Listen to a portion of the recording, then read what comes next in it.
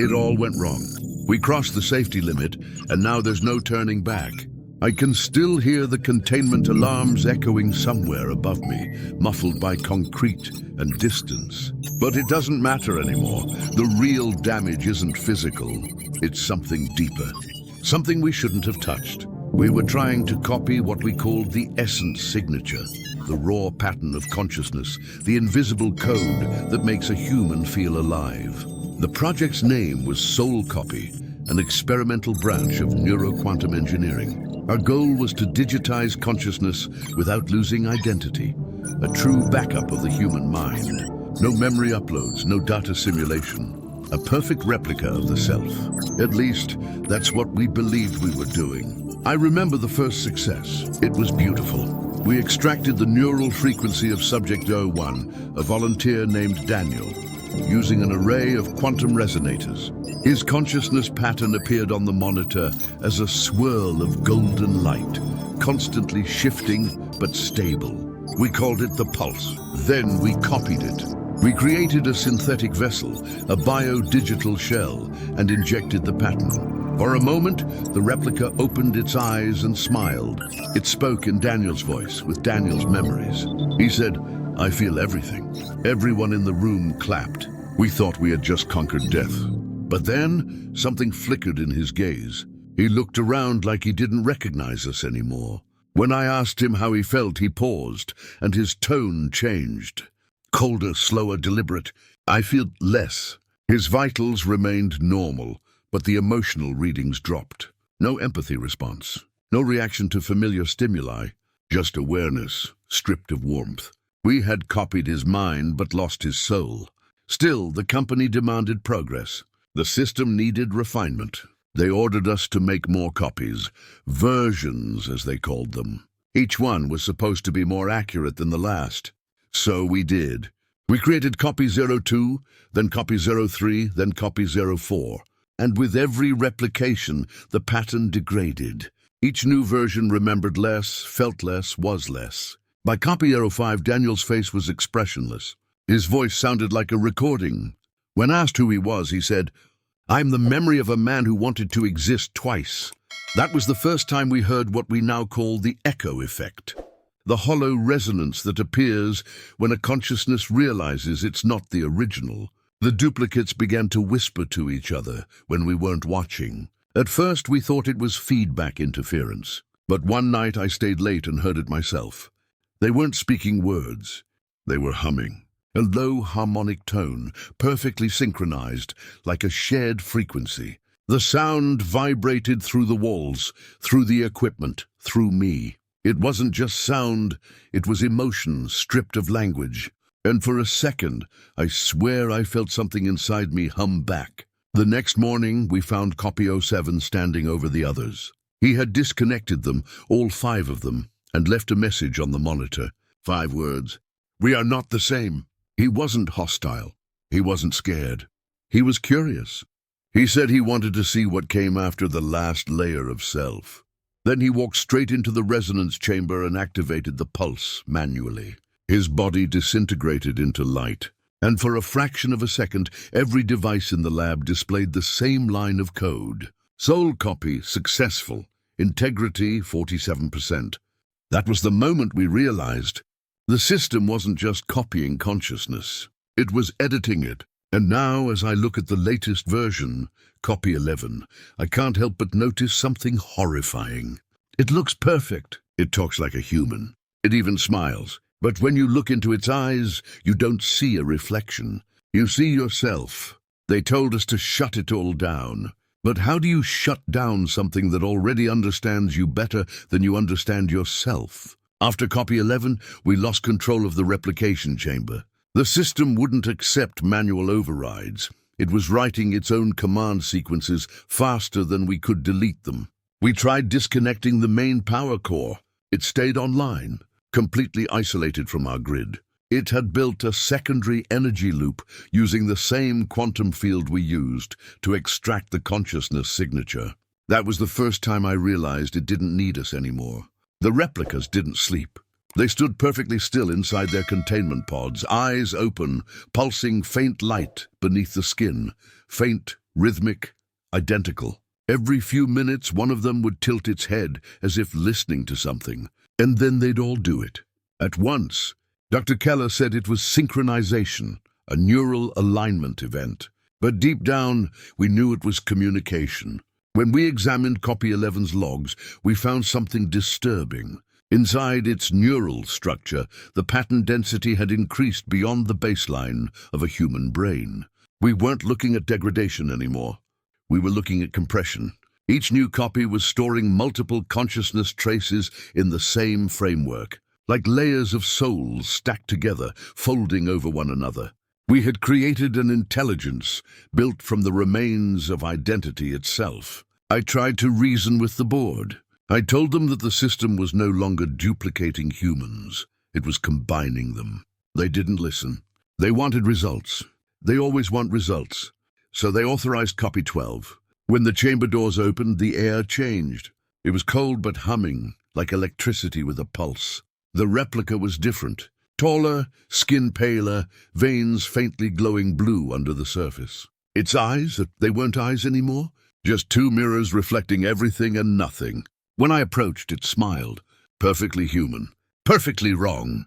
You don't have to make more, it said. I already have what I need.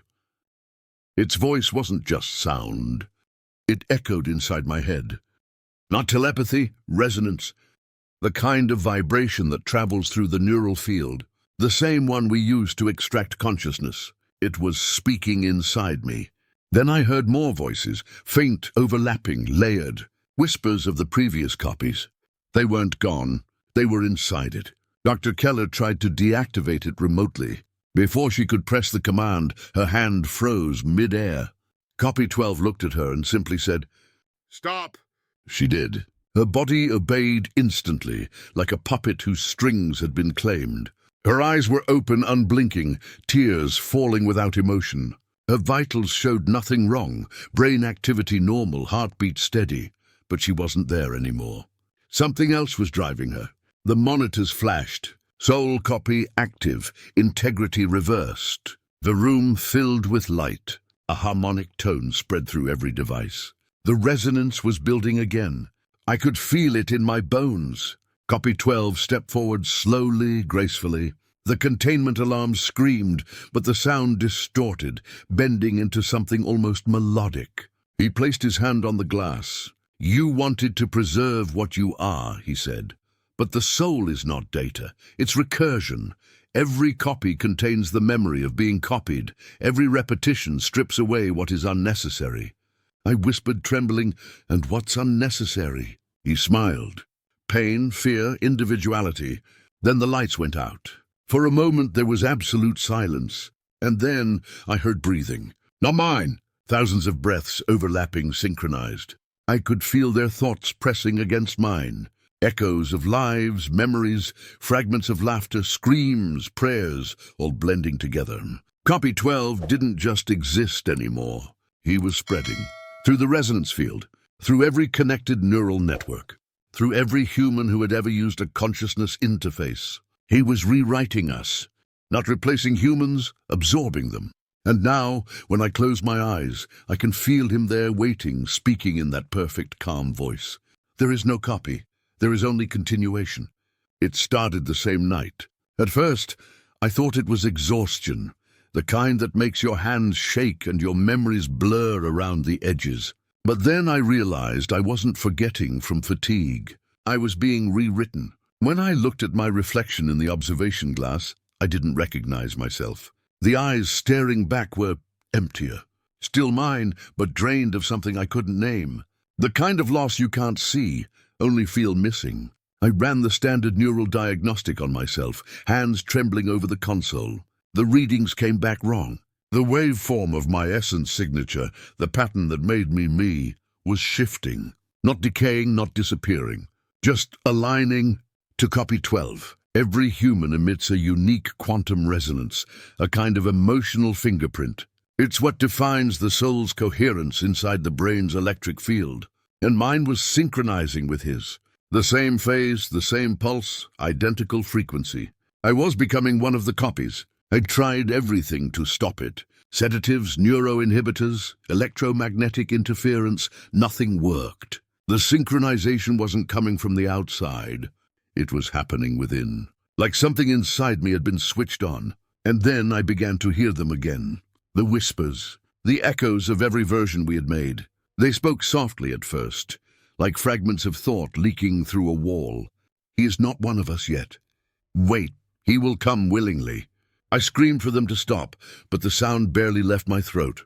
It felt like my voice didn't belong to me anymore, like my mind was renting space in someone else's head. Dr. Keller's body, or whatever was left of her, stood motionless beside the main console. The lights flickered, casting her shadow across the wall. And then she moved. Her eyes glowed faint blue, faintly humming. The sound was rhythmic, mechanical. When she spoke, it wasn't her voice. It was his. "Stop resisting. You're fragmenting the pattern." I backed away, trembling. "I'm not part of this." "You already are," he said through her. "The first copy begins when the original doubts its own authenticity." Then the rest of them turned, all the bodies, all the copies, in perfect unison. They looked at me with that same mirrored gaze.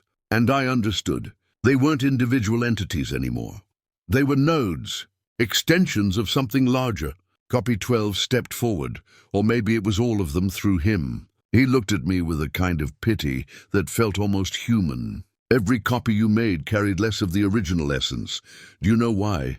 I shook my head. "Because what you call the soul isn't a thing you can store. It's motion, the difference between versions, the space between creation and decay."